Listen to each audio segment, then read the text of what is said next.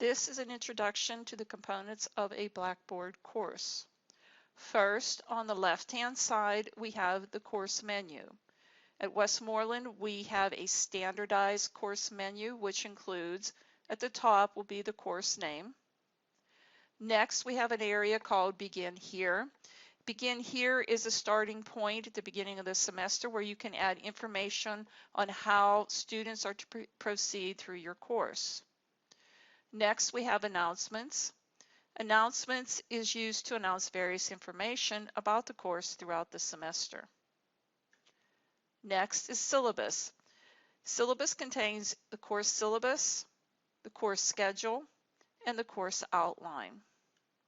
Next, we have course materials. This is an area that contains documents that pertain to the coursework or the course in general.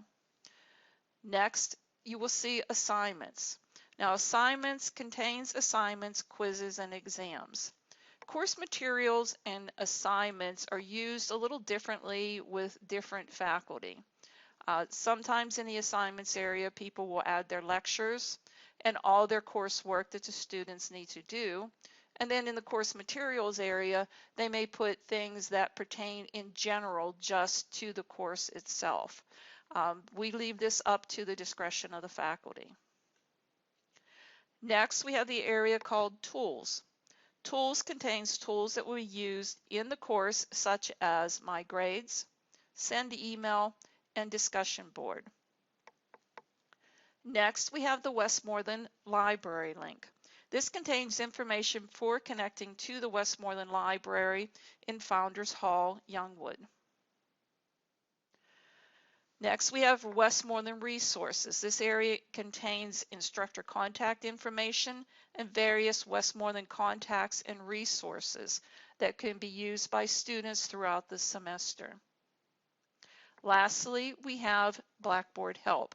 And this, if you select this, this will go to the Westmoreland Blackboard Student Support site for information on how to use various tools and so forth in Blackboard.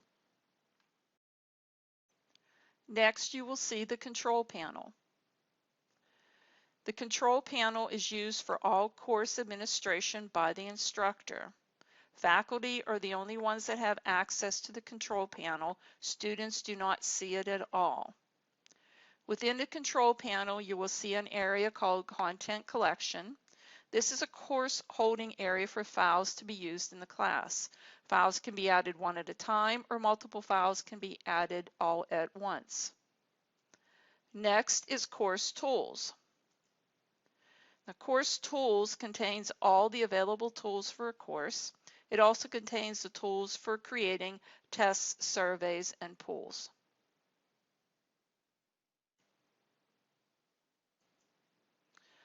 Next is Evaluation. Evaluation provides tools for creating course reports and tracking user performance and activity. Next is the Grade Center. This is where students' grades are displayed and maintained.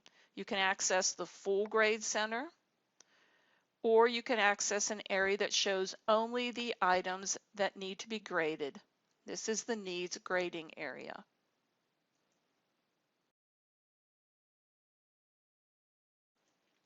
Next is Users and Groups. This section controls the creation and modification of student groups and lists students and their usernames and emails that are enrolled in the course.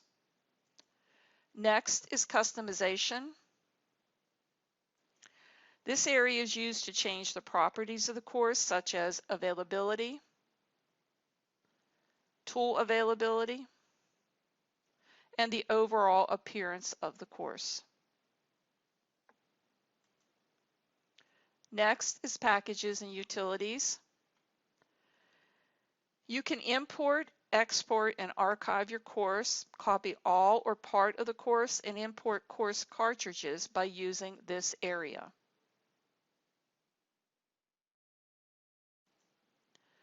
Last is the Help. This offers support contacts and online documentation. Next, I will show you the Edit mode. Edit mode is in the upper right-hand corner, and when edit mode is on, this means that faculty can edit content within their course. If you select the on, which turns it off, this means that you will see a somewhat view of what students see. It's not an absolute, since you can see down here is the control panel and students do not have access to it. But what it can do is kind of give you an idea of what your course looks like at that moment and what students will see. The next three items I will introduce to you briefly. We actually have other videos that you will be able to view later on within Module 1. First of all, we have the student preview. Now, student preview, when you select this, will actually give you an absolute view of what students see. You can see down here we do not see the control panel because students do not have access to it. All you need to do is exit the preview, and you will be brought back to your course as the instructor. This is the student preview button. Next, we have the course-to-course navigation. Course navigation is used to navigate from one area of a course to that same area in another course. If I am in assignments in this course, I can select up here and choose the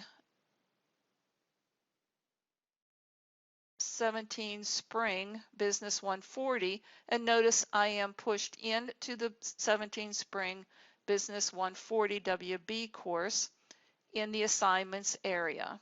And if I select this again, I can go back to the previous course, which was called Blackboard course, within the assignments area.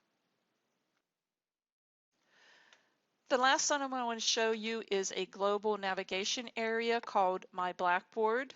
When you are logged into Blackboard, you will see your name in the upper right-hand corner.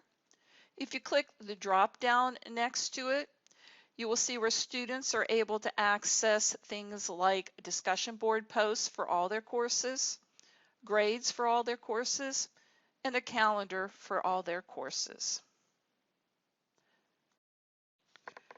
This concludes the introduction to the Blackboard course components. Please proceed through the training for more information on these items.